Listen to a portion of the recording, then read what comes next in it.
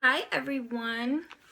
So if you clicked on this video, you're basically wanting to know how my first year at Lincoln University was. So I'm just painting my nails until I wait for the bus to come.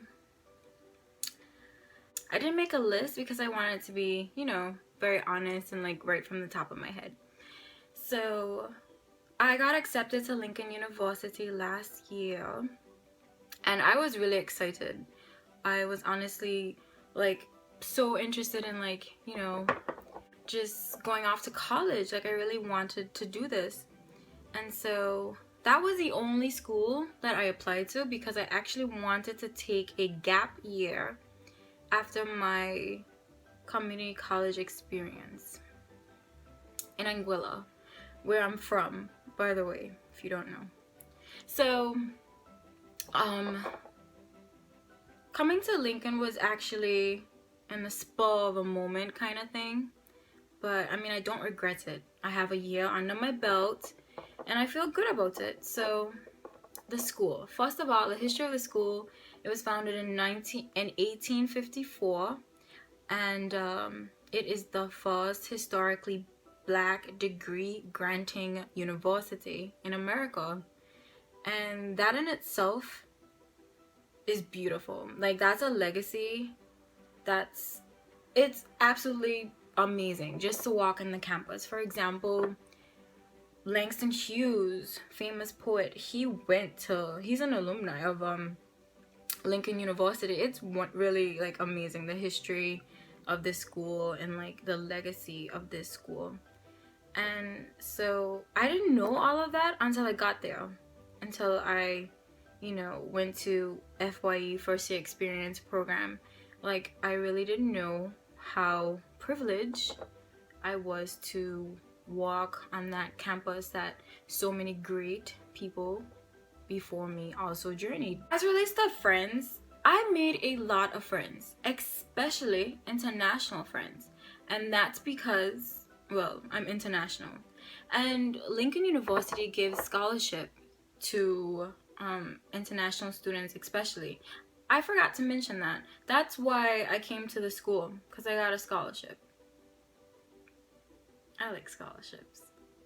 So that was a gold ticket right there. And so I came to, get an education, go to, school. So I met a lot of friends. We had like an international orientation week, and that was like really good for mingling with international students. And a lot of my friends are now Nigerian friends from that first interaction. They're all Nigerian and it's so fun. They're so nice. They're very similar to Caribbean people. So it's like, it was really nice just connecting with them. Like one of my closest friends, Faith, another one, Bukola. Honestly, we became great friends just because of the common fact that we're international students at Lincoln University. What else can I say? Okay, academic wise.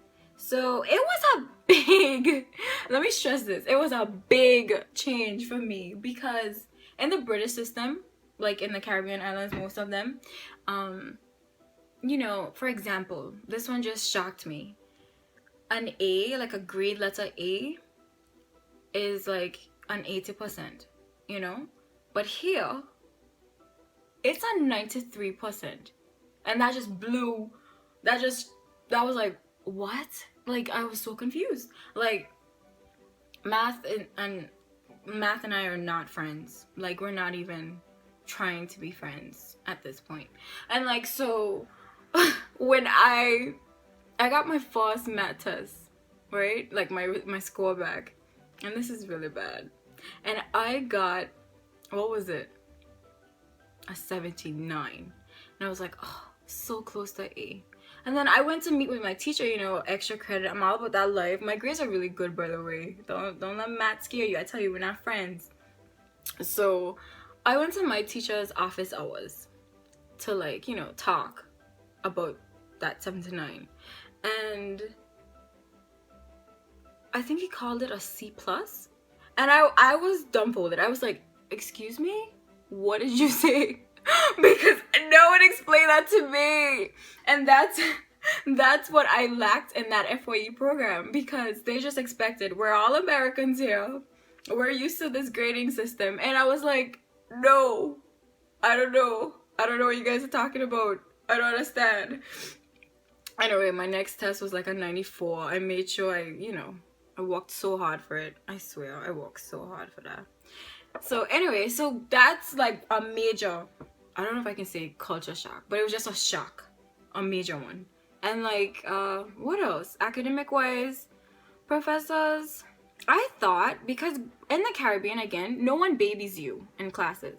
Like, if you don't show up, that's on you, boo. If you like don't want to come to class, if you don't bring your textbook, if you literally don't do your homework, nobody's gonna ask you a second time for it. Okay? Here is very different. I don't know if it's an American thing. I can't really compare it to like a primary, like a elementary school. But I don't know, because if you don't come to class, I mean, you paying so much money to come to college. So like, if you don't want to come to class, that's on you. So like, but like, teachers are like, if you don't come to class, this and that, extra points for not missing a class, which I am not complaining about, because I don't miss classes.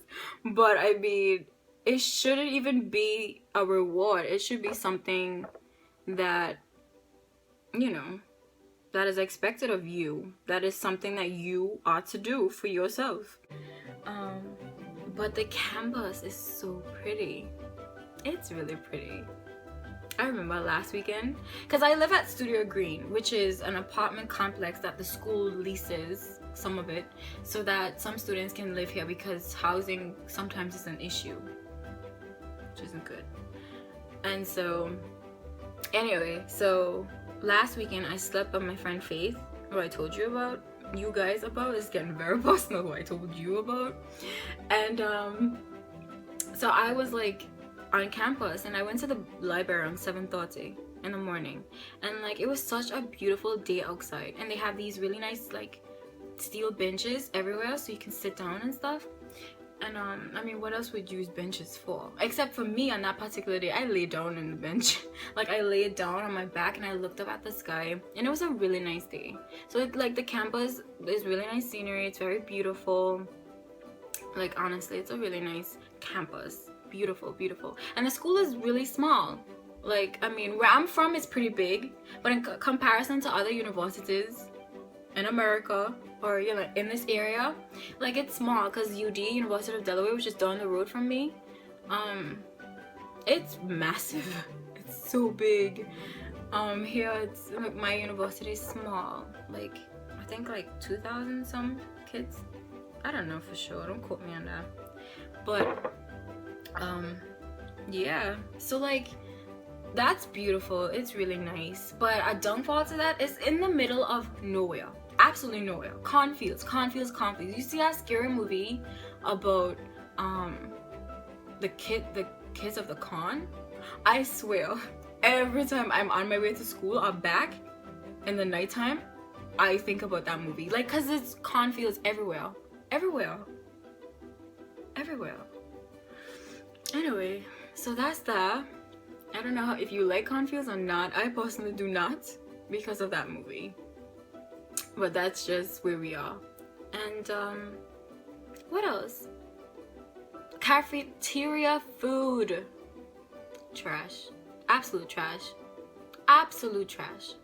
And like, I know I'm being very redundant, but I want to emphasize how serious that this is for me. Being a Caribbean person, it's the worst thing. I think one day they had plantain and I almost died. Like, I called my friend Chriselle, who's from Dominica, another Caribbean island, but she lives in Anguilla, so we're friends.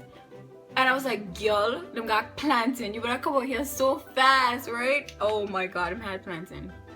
Plantain. Oh, you guys know what plantain is? Look it up. It's so good. And like, I was so happy, but you know, there's not a lot of selection. Even the fruit section, it's not a lot of selection there. It's like, you know, bananas, apples, oranges. That's it. Like, of all the fruits in the world, that's where Lincoln stops, right here. So that's it. And like food wise, they have a lot of fries. The pizza's always good, but after eating it for so long, you get tired of it. So like, here am I in America, oh my god, pizza, you know, after the first like 3 weeks of just eating that, because the rice is trash, there's no peas in the rice, and that's really bad, because rice is supposed to have peas. That's my national dish, peas and rice, or rice and peas, because we like peas.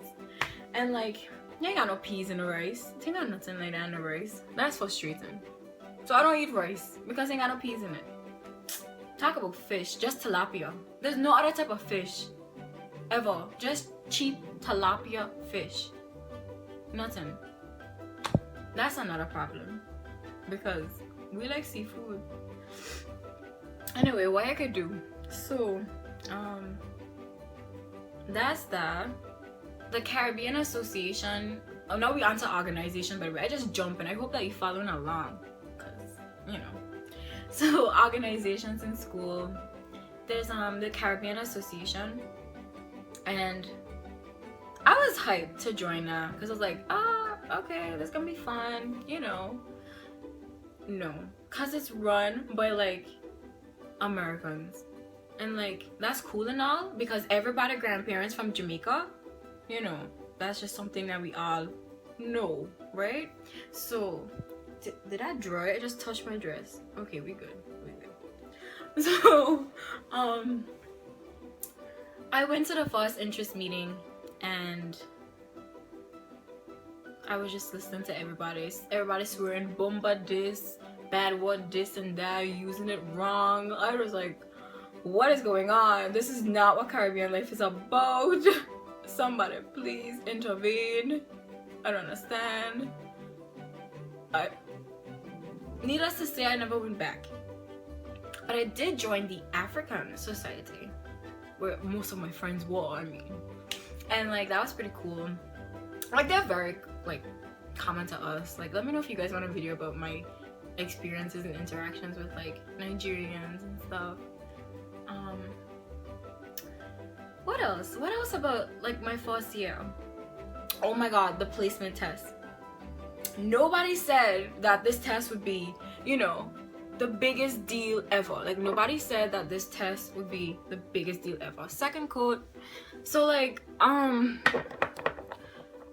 math placement test and English placement test. So, my English placement test, I placed out of, like, almost all my English classes, which I'm really happy about. Because English is my thing. Like, you know, English and I are like this. Like this, the kind of relationships that are suffocating, we're that typed, you know? Math, no. And so, anyway, so the math placement test, there's something called AP courses. And that's an American thing of, like, colleges, like, pre-college courses. And so, like, I didn't know that existed. And so I didn't know, so when you're doing a placement test, you had to select what level of math you've been exposed to. And I didn't know what that meant. Community college courses, which I was doing in Anguilla in community college. I did calculus. I didn't pass it, but I did it. And I felt good about attempting to do it because it was terrible. It was hard. I was depressed. That's another story. So, like, okay, I thought that they were gonna put me in pre-calc or something like that. I mean, I didn't know this information when I was doing the test because I didn't know that this is determining which classes I'm gonna be in. No one explained the importance of this test. And so, you know, I was like, oh, it's just a test. Okay, just to know where you are. Okay, someone explained it to me like that. I was like, okay. So I put the math that I identified, which was algebra or something like that, something lame, stupid. And like, so then now they're asking me the area of a trapezium, half something times height something, whatever. I don't remember. I've been doing trigonometry and SOHCAHTOA. I don't know trapezium stuff. Like, I don't remember. That was like primary school, high school. I don't know. So that was frustrating because the stuff on the test, they weren't complicated. That my bus? Bye. They weren't complicated, but it was like, Like, this stuff is ancient to me. So that was frustrating. I'm sure if they gave me like different questions, I would be able to like, but they weren't gonna give me different questions because I didn't know that AP meant community college. You know, you understand. I hope you understand, because I'm not explaining well, but I hope you still understand. And like, so that was frustrating because I was placed into, honestly, like an algebra class, basic algebra, like first form stuff. What was that? 7th grade stuff. And like, that was frustrating. Like, I was frustrated, I was upset with everybody, to the point where I advocated for myself, and I went back to you know, I went back to the math people, and I was like, you guys made a mistake, we gotta do this again. And I did do it again, but they didn't change the selection of algebra, so I don't know how the software worked. So long story short, that screwed me over big time. Biggest regret of my freshman year experience. But all in all, I mean, we touched on everything really: food, friends, environment, location, academics. Social life is fine, you know, there's a mix of a lot of people from different areas. But I think the hardest part, all in all, of like my first experience, my first year of college, was just being away from home and adjusting to everything. Like, I had to buy a new phone, like, you know, everything. Not having my car, everything. Not being around family and friends, you know. Everything was really hard, like, you know, it's terrible. It was a terrible emotional roller coaster for me the first year. But then it got easier. Like, you know, my mentor back home, like, she really helped me. You know, my aunt, of course, you know, my boyfriend for the long distance relationship, that was hard. Lauren, like my another mom in this country, like, she's like a best friend, you know, like all these good people, like good people in your life. I think, like, if you're gonna go to college, if you want to come to Lincoln, I mean, do it. I don't think it's like that expensive or anything. I just feel like, you know, not just because I got a scholarship, but I also have friends that didn't get scholarships. But I feel like, you know, it's just, if you have a good support system, then you could do anything you want to do. Really, it's that simple. If you want to do it, do it. I hope this helped someone. I hope this was insightful for someone. Okay, so goodbye. Thank you for watching me talk about my experience at school. Okay, toodles.